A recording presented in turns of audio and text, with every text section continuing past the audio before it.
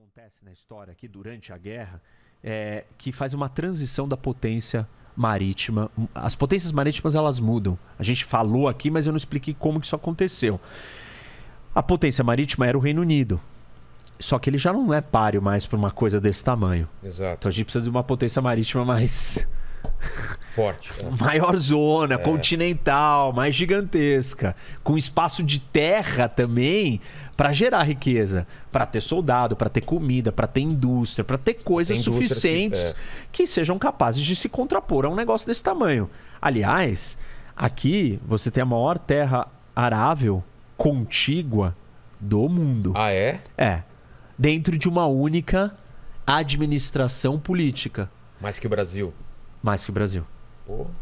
Se você juntar todo esse pessoal aqui num só, isso aqui é maior. Tá, mas aqui... num país só... Aqui num país só era isso. Por isso que esse país não podia abocanhar todos os outros países. Entendi. Pô, minérios, recursos, tudo, entendeu? Tudo vai acabar e tudo você vai construir uma coisa muito mais forte.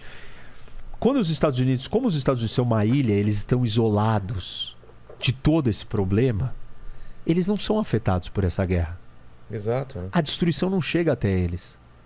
Isso permite que tá todo mundo se empobrecendo, se matando, se destruindo. E eles têm como fornecer tudo. E eles estão aqui tranquilos, felizes, em paz. Falando, eu não quero problema, eu não quero participar desse caos que vocês estão fazendo aí.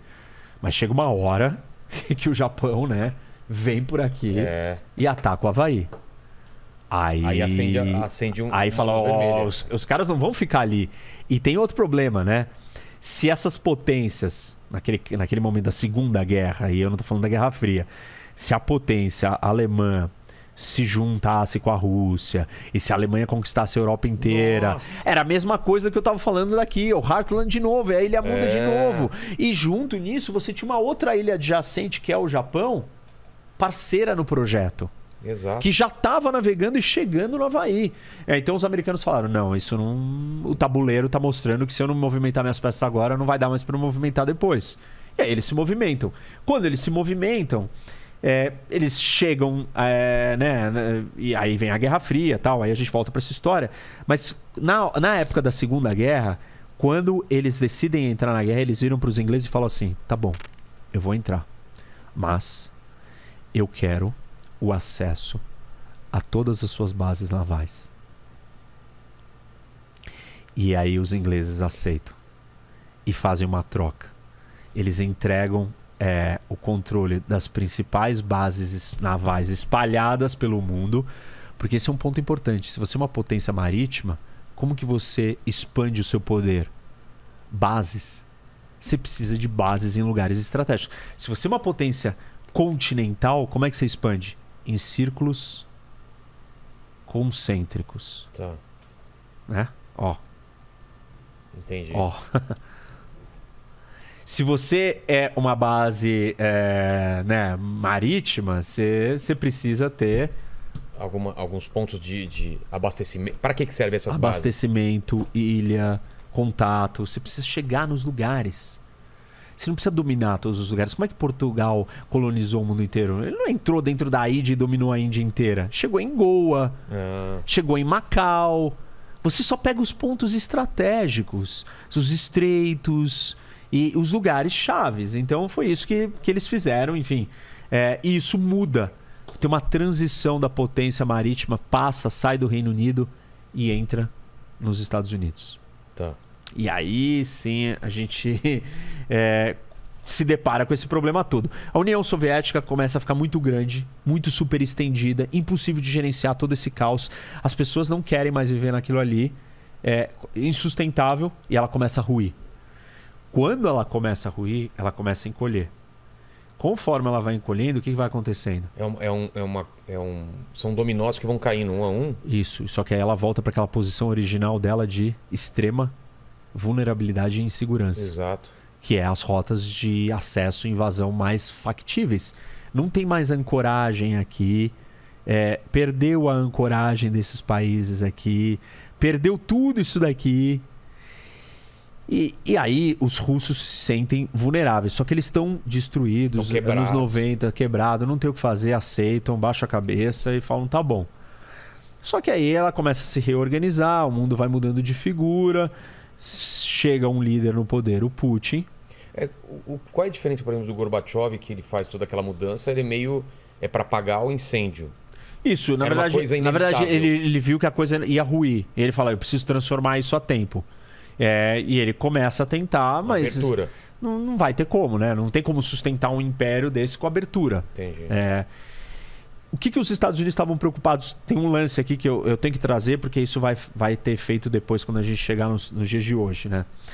Os Estados Unidos estavam preocupados que essa expansão da Ilha Mundo abocanhasse esse território aqui também, que é a China, que era a maior população do mundo. E que ainda não é o que é hoje, ela era... Era pobre, exato, mas era muito grande, e ela tem um acesso direto ao mar de verdade. Mar grande, saída, água quente. Era camponesa, era uma coisa mais... Isso. Aí o Nixon se aproxima da China e fala assim, não, venha ficar do nosso lado. E aí a China decide fazer uma abertura econômica. E a abertura econômica que a China faz é só nas regiões da costa. Por quê?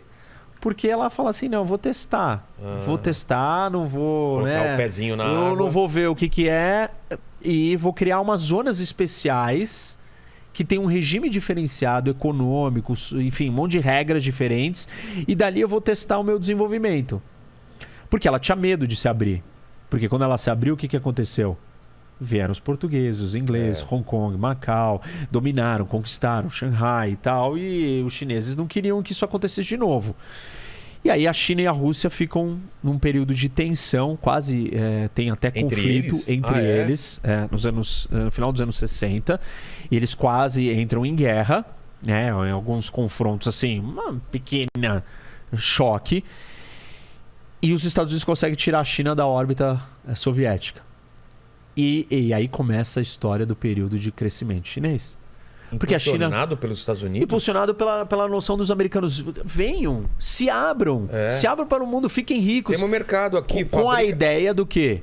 Vamos tirar ele desse projeto e vamos trazer ele para o projeto capitalista, o projeto liberal. Os Estados Unidos transformou a China numa potência, ajudou a... Claro, a China percebeu que não dava mais para ela lidar com essa quantidade de pessoas e ela se manter fechada. Não existia riqueza suficiente aqui dentro para alimentar tanta gente. Entendi. Ela precisava se abrir. É uma combinação. Os Estados Unidos fazem o movimento, a China já percebe, você tem um novo líder chinês que entra, assume o poder fora das loucuras do mal e fala, olha, não dá, precisamos abrir para o mundo. E começa. Entendi. E aí, que começa o projeto de riqueza e crescimento chinês? Com essas zonas econômicas da costa. A riqueza chinesa está toda na costa. A China está lutando para desenvolver o interior. Porque ela é uma economia de exportação. E onde é o melhor lugar para você exportar? Na costa. Na costa. Então, bom, tudo bem. Aí, então, voltamos para Carruil e tal. A Rússia está incomodada. E aí a Rússia vira e fala assim, então eu preciso recuperar o meu status.